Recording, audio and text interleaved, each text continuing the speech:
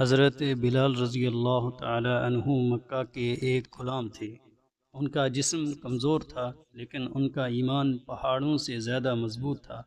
جب انہوں نے اسلام قبول کیا تو کافروں کا ظلم شروع ہو گیا۔ گرمی کا دن ہوتا، انہیں تپتی ہوئی ریت پر لٹا دیا جاتا اور سینے پر بھاری پتھر رکھ دیا جاتا۔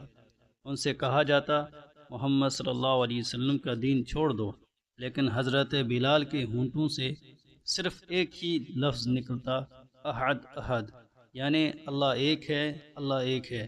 ظلم بڑھتا گیا مگر بلال رضی اللہ عنہ کا یقین اور بھی گہرا ہوتا گیا۔ انہوں نے سب کچھ برداشت کر لیا لیکن ایمان کا سودا نہ کیا۔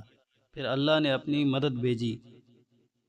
حضرت ابو بکر نے بلال کو آزاد کروا دیا، اسلام پھیل گیا، مکہ فتح ہوا، اور وہی غلام بلال کعبہ کی چھت پر کھڑے ہو کر اسلام کی پہلی اذان دینے لگے، اللہ اکبر۔